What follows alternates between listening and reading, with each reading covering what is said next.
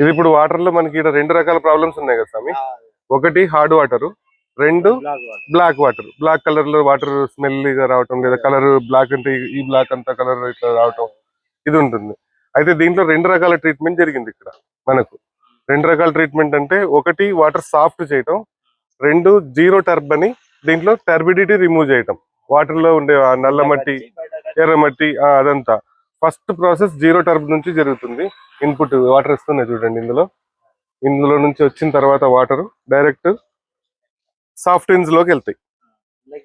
ఇందులోకి వెళ్ళి సాఫ్ట్ అయ్యి ట్యాంక్ లోకి వెళ్తాయి. దీంట్లో ఏమవుతుందంటే టర్బిడిటీ రిమూవ్ చేసే ప్రాసెస్ లో ఈ వాటర్ నుంచి వచ్చే టర్బిడిటీ మట్టి అంతటిని కూడా ఇది అబ్జర్వ్ చేసుకుంటుంది.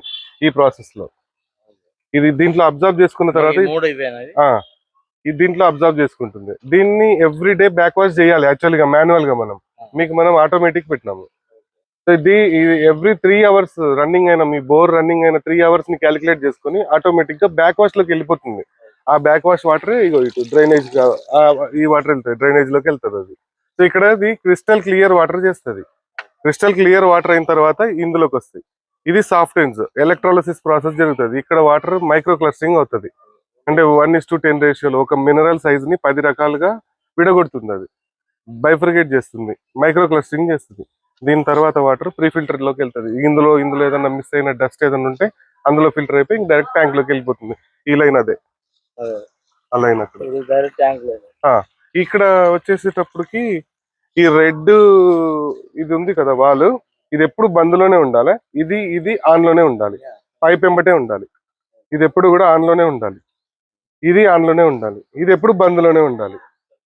ఓకే, ఇది ఎప్పుడు ఇది దీంతో యూజ్ అవుతుంది మనకంటే, ఇక్కడ ఏదైనా ఈ సిస్టమ్ లో ఏదైనా డ్యామేజెస్ వచ్చినాయి అనుకోండి, మనం చేసిన దాంట్లో ఏదైనా డ్యామేజ్ అయిందో, పని చేయట్లేదు అన్నప్పుడు ఇది డైరెక్ట్ చేసుకుని 2 బంద్ చేస్తే డైరెక్ట్ వెళ్తూ ఉంటాయి వాటర్. ఈలో మన టీం వచ్చి దీన్ని సాల్వ్ చేస్తారు.